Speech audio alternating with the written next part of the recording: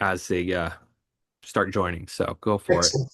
Thank you. And thank you again for putting this together this evening. My name is Jason Athos. I'm a HUD housing counselor, certified HUD housing counselor, and I'm also a certified credit counselor. Name of our company is Take Charge America. We are based out of Phoenix, Arizona. And this evening, hopefully you can have yourself an iced tea and sit back and enjoy. Tonight, we're going to be talking about budgeting, taking control of your personal finances, stop living paycheck to paycheck. And the way the economy is going, it's not easy to do. So we're going to talk about that this evening. I want you to come up with questions. There are going to be some handouts that you folks can have access to, which are great resources for you. And we'll get started. But a little bit about Take Charge America. We are a 501c3 not-for-profit credit counseling agency since 1987, and we are also a HUD-approved housing agency, and our goal is providing education and services to improve the lives of individuals and families. We don't charge for a lot of our services, and we don't charge for these webinars. We do this as financial outreach and financial wellness. That is our goal. Part of the services that we provide to everybody in the alumni is free budget counseling and credit counseling sessions with bilingual certified credit counselors. You're entitled to as many of these as you want. We are not an agency that charges to do credit counseling and budget counseling sessions. So they're great tools for you as well as your friends and family members.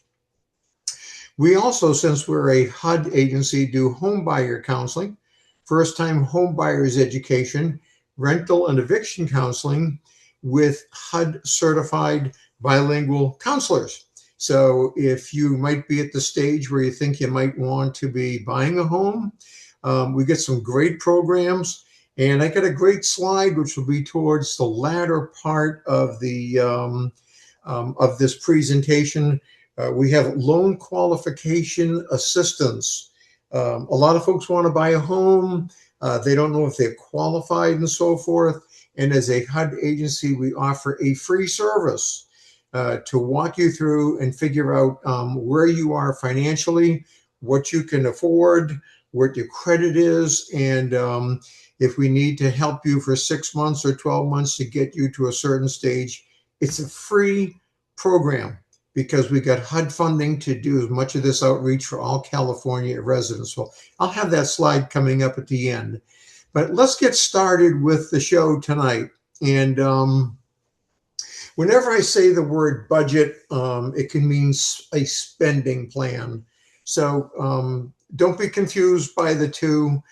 It's a good way for you. A budget is a good way for you to track money. So why do we do it? Because we need to plan for short and long-term purchases. You might be working now, making a great paycheck, but I don't want you living paycheck to paycheck. I want you to be able to control your finances, know where they're going, build a savings account, build a retirement account for the future. And if you're living paycheck to paycheck, we don't want that. We want you gaining control of your personal finances. We also want you to eliminate, this is a good one, wasteful spending.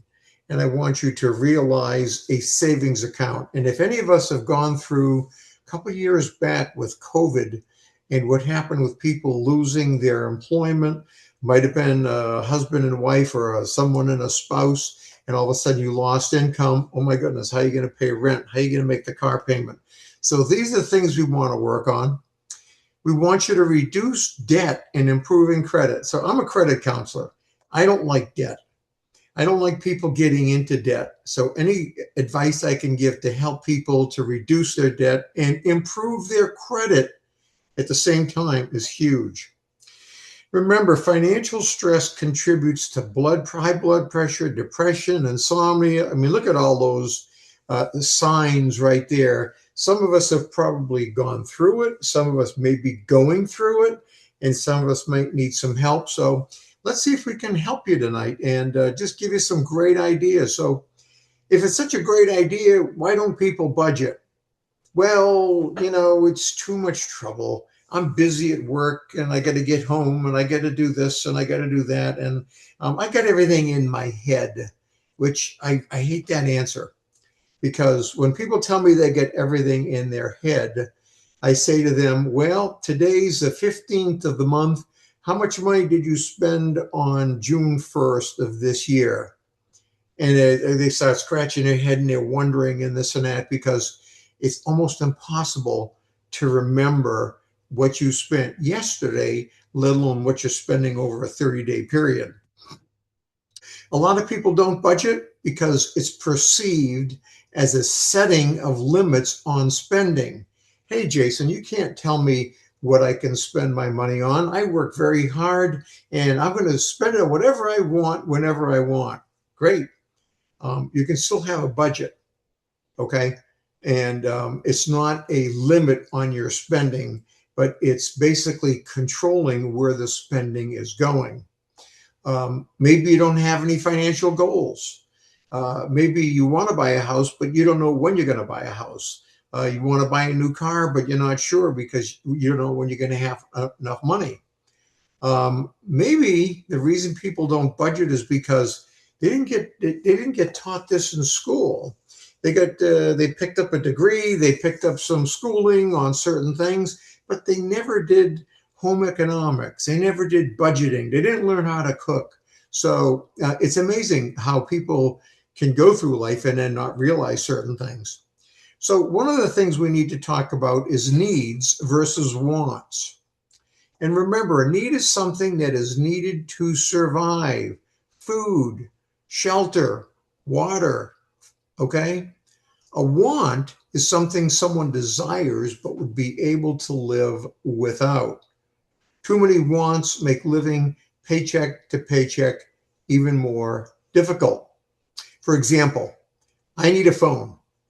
Well, I want a new iPhone 16 that costs $1,500 or so, but maybe you could purchase a refurbished iPhone 12 or 13 through AT&T or one of the carriers for much less and keep my budget intact. I did the iPhone 12 SE, and I did that about 2 years back, and it cost me $89. And it didn't cost me $1,500, and it still takes pictures. I still get my emails, and believe me, I still keep getting phone calls. So something to consider, okay? Many budgets fail because consumers confuse needs and wants. And we've heard of keeping up with the neighbors or keeping up with the Joneses mentality, which will wreak havoc on the best thought out budget. So you come home from work, you work very hard, and you see your neighbor with a brand new car. Well, how can he get a new car? I get a better job than him. I make more money. Well, your neighbor didn't tell you that they get an 8-year loan and they're paying 15% interest. So why do you want to go off the cliff with them? Just stay within your budget, do what you're going to do, plan what you're going to plan. Research all alternatives before making a purchase. And I know the word shop is very difficult people to understand. Shop for discounts. When you shop, it doesn't mean that you're buying. It means that you're shopping. You're checking this price against this price and so forth. Really important. Really important when you start talking about a car purchase, an automobile purchase. An automobile purchase today, folks, brand new, is probably going to be the second largest purchase you're ever going to make. So it's important for you to sit back and shop for a discount.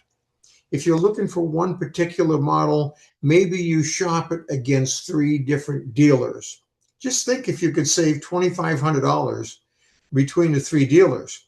Think about how long it takes you to bring home $2,500. So don't be intimidated by a car dealer to make a hurry up decision, okay? Many times just walking away could work in your favor, especially today in June of 2026, with the car dealers so backed up with vehicles, they really want to make a deal. So if you walk away, no problem, play hard to get. But just think if you could save $2,000 or $3,000 on a vehicle, really important. This is the most important thing right here. Impulse or unplanned purchases destroy a budget. I've seen people put a beautiful budget together. They've had it working for 3 months, and then their spouse just decides to go and buy something really expensive. Wasn't in the budget. So all the money they've been working to put together and so forth are destroyed. Now, here's an interesting question. How many people have clothes in their closet with price tags still on them? And for the guys, how many of the guys still have maybe tools that they bought for their vehicle because they were going to work on them if they're car guys, and they bought them, but they never used them, but they might be able to use them in the future, okay?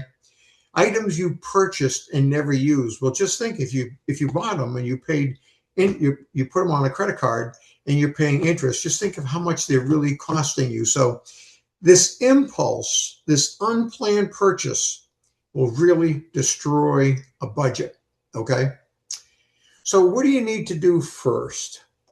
How did I get here? Investigate your spending patterns. Where are you spending too much money on? What are you spending it on? Are you living paycheck to paycheck with no savings? Do you know how much money you actually bring home every week?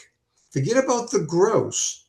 Everybody's got taxes. Some people have state taxes. Some people have city taxes. Some people have county taxes, deductions, medical deductions. What are you actually bringing home? That's the most important thing. And are you relying on payday loans? Payday loans are all over the country. Get next week's paycheck this week. And don't worry about it. It's only going to cost you 10%. Well, that's 10% for the week. 52 weeks in a year means you're paying 500% interest on a payday loan. So that's something we don't want you doing. Or are you maxing out your credit cards? Are you supplementing your income with credit cards? So these are things that only you know the answers to. You need to ask yourself, where am I losing my money? Where is it going? And then proceed with a plan going forward. So steps for creating a spending plan. You need to review your actual spending. You may be surprised how much money is going out. How many people are lined up at Starbucks? How many people are going to Chick-fil-A every day? And think about how much money is going out on a weekly and monthly basis. You need to identify excessive spending and set some new targets for yourself. Be realistic and make them achievable. Don't tell me, well, Jason, I'm going to take care of things and save $300 next week. That's unrealistic. Everything is expensive. We understand that. But if you can change your spending plan and next week just save $40, okay? Well, multiply that times 52 weeks. That's $2,000 in 1 year. And that's achievable. Trying to save $10,000 when you're only making $30,000, not going to happen. You're going to get very frustrated. So what I want you to do is to track expenses. I know it can be tedious, but if you're not doing this now and you're putting everything up in your brain, I want you to be able to write things down. I want you to go analog. I know we've been taught everything's got to be digital, but I want you to go analog. And if you have a spouse, start to just physically write things down. And I can guarantee you it'll be an eye-opener. Make some adjustments and small adjustments at first.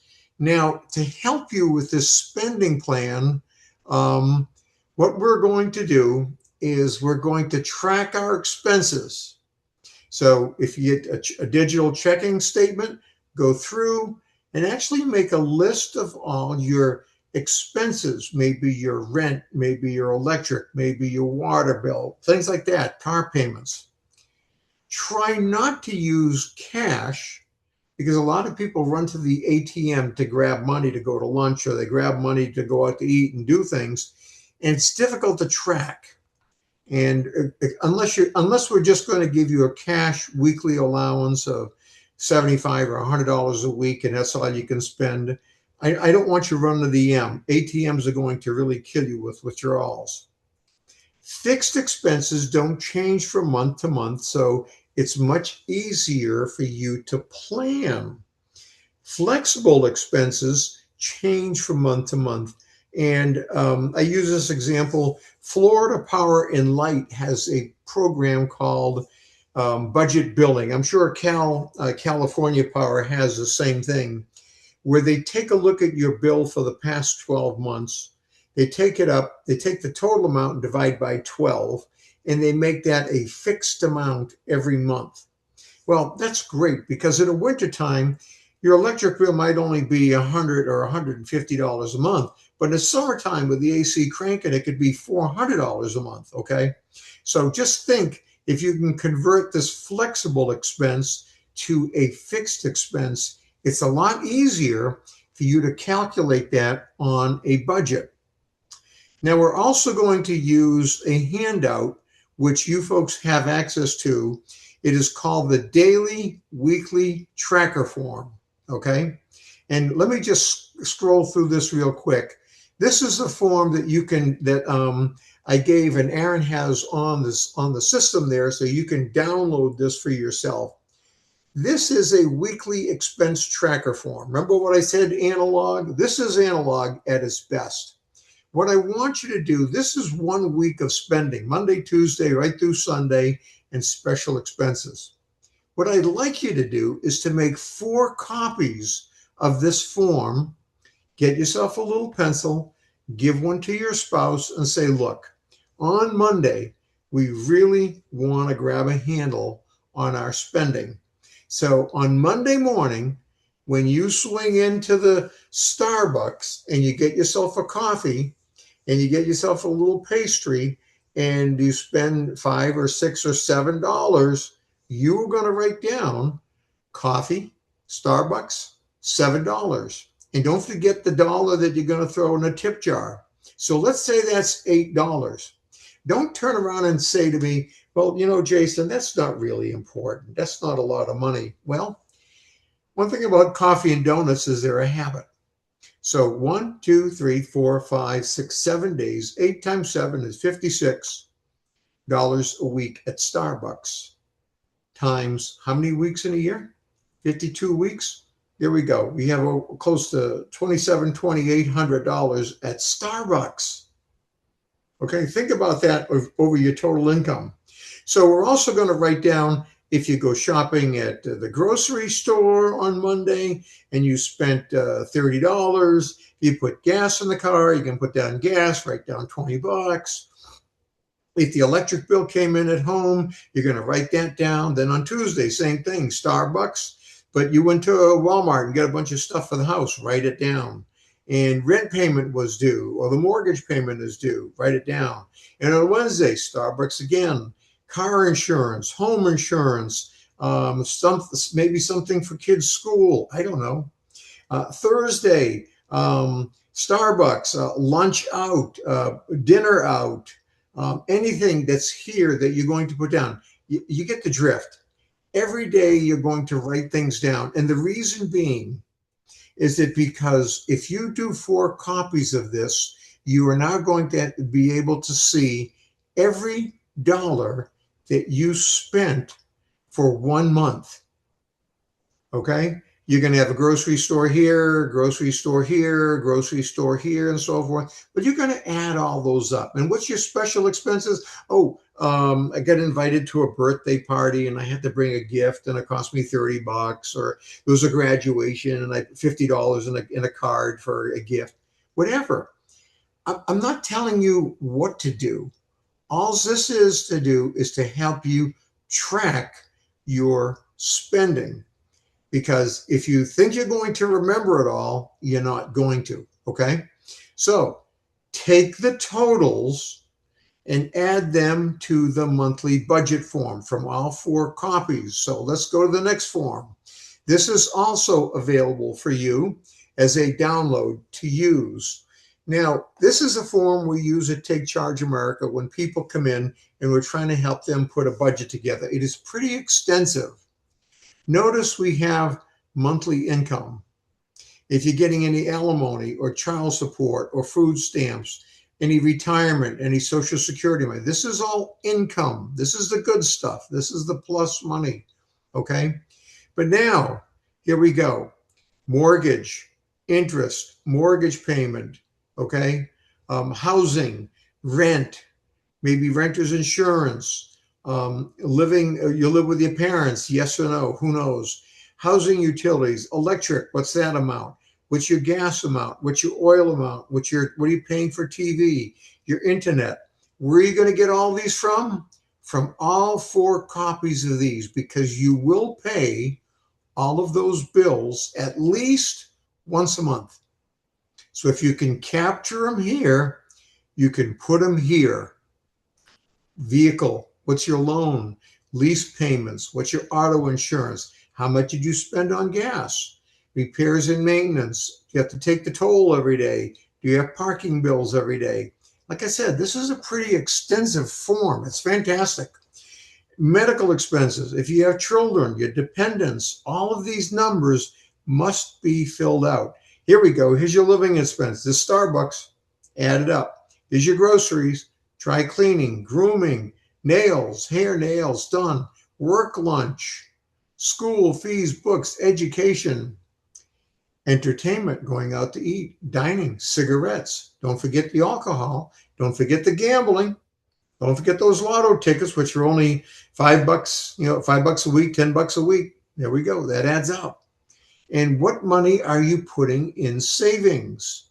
Savings is actually an asset, but at the same time, it's an expense because it's money you're taking out that you don't have access to. Well, you do, but you're not going to use it. So whether it's savings, 401, contributions, how about this one? Credit cards, monthly payments, anything that you have, it's here. And how about assets? What do you have in the bank? How much you putting in? What's your deposit? So when you get this form completed, you should be able to know how much money came in and how much money came out.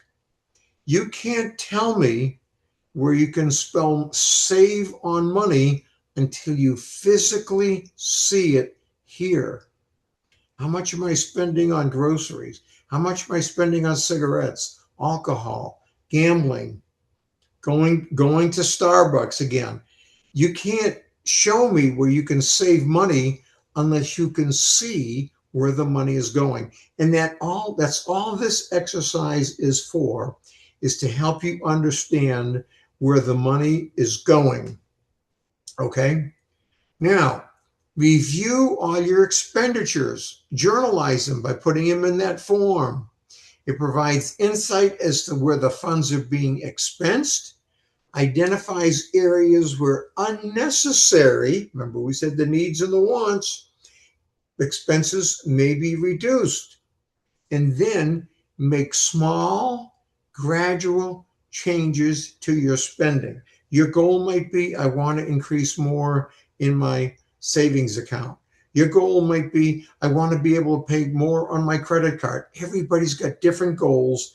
Jason doesn't tell you what they are. All you can do is make suggestions as to where things that you can do to help you going forward. Calculate your net income. Income is money that comes from wages, self-employment, public assistance, Social Security. Again, that's going to go on that form. That's going to be the positive of what's coming in as far as money is concerned. So here's our activity example. We have $3,500 coming in. This is a very general form. $3,500 is coming in, $2,100 from myself and $1,400 from my spouse. Net income. Net income pays the bills, not gross. Okay? And I got $1,000 in rent. I got 140 loans and bills. You get what I'm saying. This is very, very general. But by going through that form, you're going to see what all the numbers are, you're going to see how much money's coming in, and you're going to see how much money is going out. If you have more money going out than coming in, then you are like our US government. We're spending more than we're making, otherwise known as a deficit. And usually the only way people make up a deficit is by using extra money on their credit cards and paying interest. Not good. Then, once you get through all that stuff, it's now time to set some financial goals. Maybe you're creative. Maybe you have a little bit of extra money left over. What are you going to do with it? Well, you have to get financial goals. Remember what I said, impulse spending is going to kill you. So what do we want? We want short, mid, and long-term goals. So the short term, 1 to 3 years, I want to take a trip. We want to take a trip to the mountains, and we want to go in 10 months. And we know that it's going to cost us $200 a night. We'd like to go for 1 week. So it's $200 a night times 7 nights is $1,400. How much is gas going to cost in the car? How much you're going to spend on food? What are you going to do when you get there? I don't care what it is. This is your goal, whatever you come up with. Estimate the cost, put down your target date, and you know that for the next 10 months, you're going to have to put away X amount of dollars in a savings account. I don't want you going and spending everything on the credit card. Well, you can, as long as you have the money ready to pay for it. Okay? Midterm goal. Well, I think we want to get a new car in a couple of years. Great. What's the cost of the car? What's the target date? What do you want to do? What's the cost of the car going to be? What do you think you're going to need for a down payment? Write these down.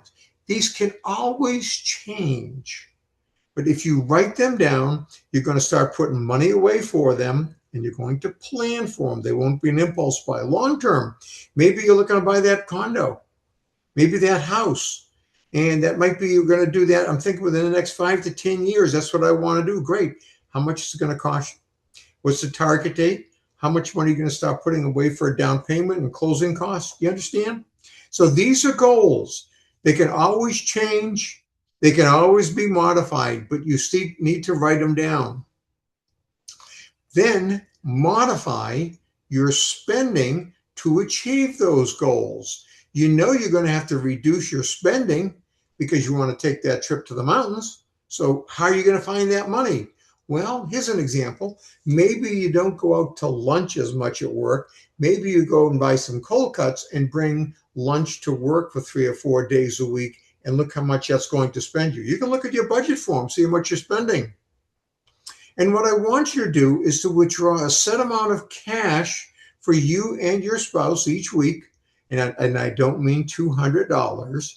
I'm talking about, look, I want you to have $75 in your pocket. This is for you for the week. So whatever you want to spend it on, that's your throwaway money. You do that. But I don't want you using the debit card. I don't want you using the credit card. Whatever you're going to do this week, husband or wife or spouse or whatever, you're going to do it from this little weekly allowance because we're saving for our trip. Pay with cash rather than with checks or cards. Shopping with a credit card and you spend 30% more. And remember what we said? Why are you buying clothes that are the wrong size? Because you think you're going to lose weight? Or do you think you're going to buy those tools because you might be buying a car? No, that's an impulse buy. You don't need it. Don't do it. You're going to end up in the closet. Remember what I said? Don't create more debt. Remember your weaknesses and rethink your shopping styles. So that's number one. Number two, you've got to be careful of cash flow traps. And that's the only way you're going to find money. So here we go with Starbucks again. If you're a habitual Starbucks guy, well, maybe consider going to Walmart and buying 2 pounds of Starbucks coffee, percolating it home, and putting it into one of those nice big insulated cups. Think you're going to save yourself $3 a day, and you're not going to stop at Starbucks, so you're not going to be wasting any gas, and you're not going to be tipping anybody at Starbucks, but you're still going to have your Starbucks coffee. Eating out for lunch. Add in the new clothes and the shoes to your wardrobe. We call these expenses cash flow traps because they're challenges to your spending habits that become a heavy burden on your overall budget. You should also annually be reviewing your common monthly fixed expenses. You should be shopping your auto insurance. Can you get a better rate?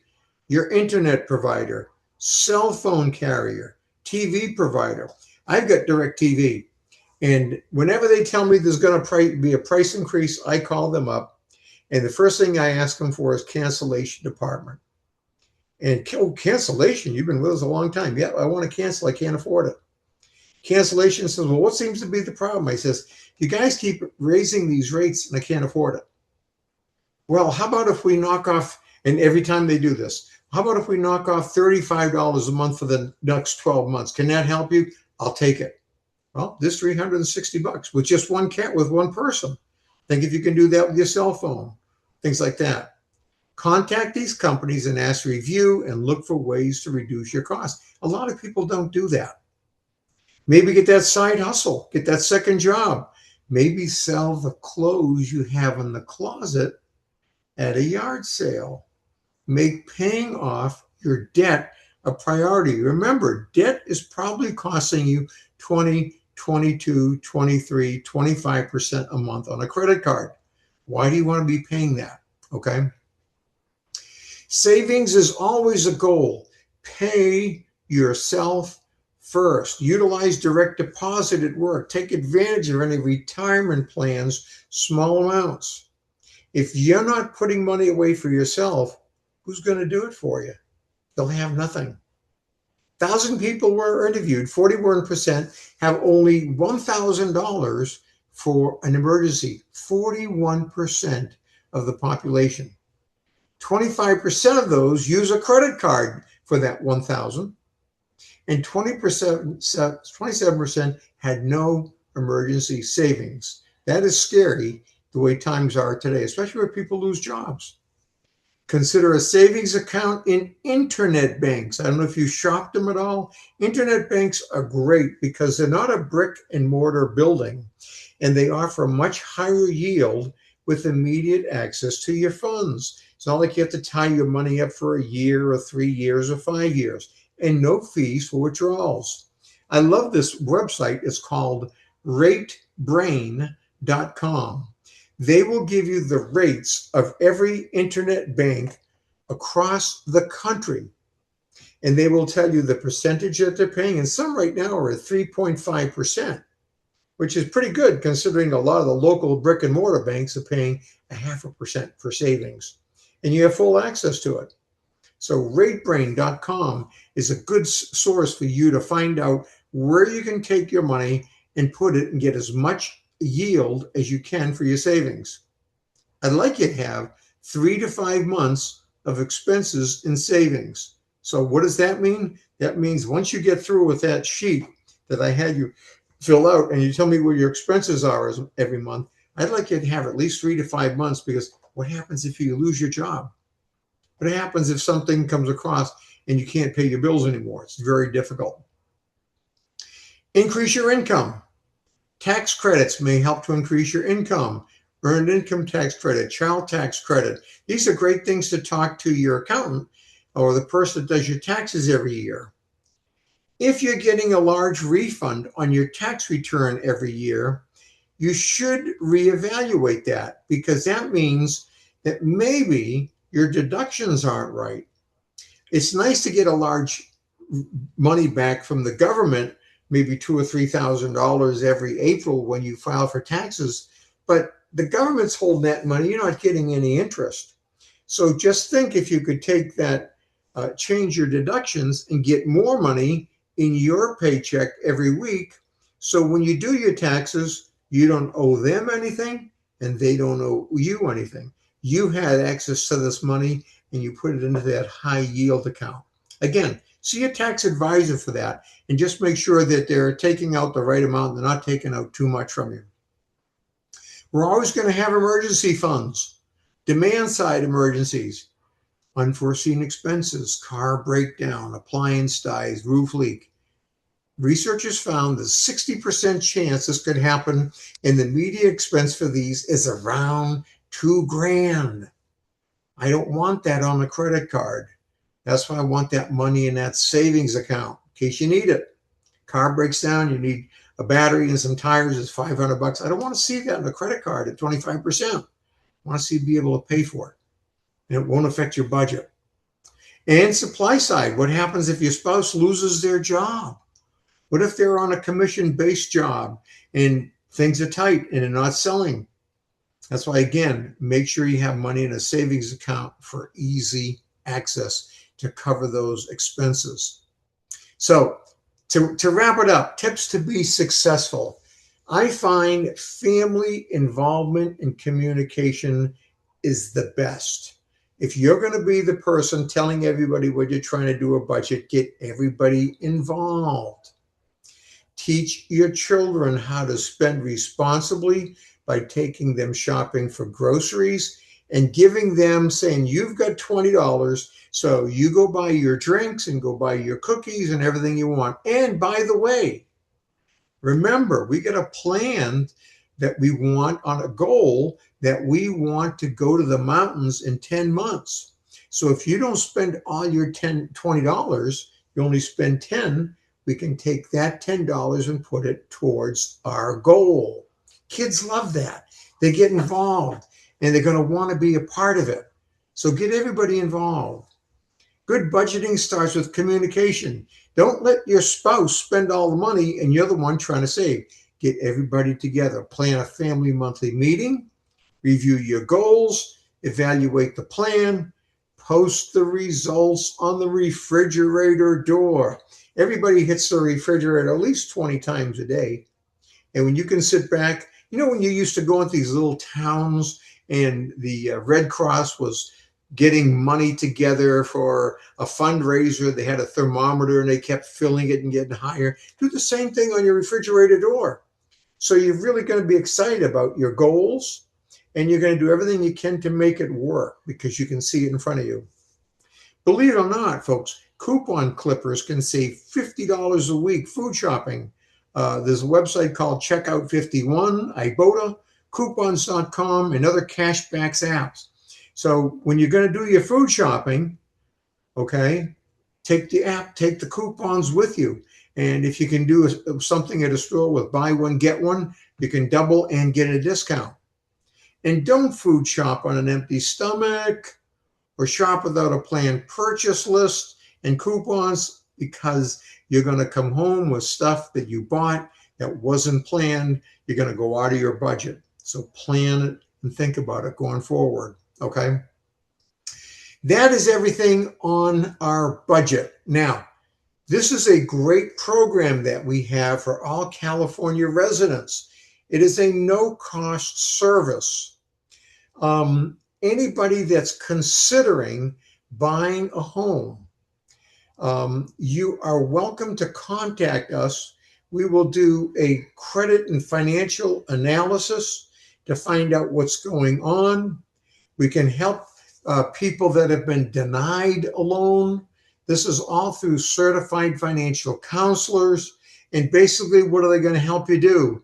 They're going to help you, give you advice on how to improve your credit, lower your debt to income ratio. They were going to do that with a budget. Qualify for a mortgage, improve for financing, prevent foreclosure, and understand all your options. Listen, buying a house today is huge. Use one of our HUD counselors. They are free. They don't cost you anything. They can give you great advice. We have first-time home buyers education courses for free that you can sign up, which are absolutely fantastic to help you get educated going forward and to go from there. This is a free program.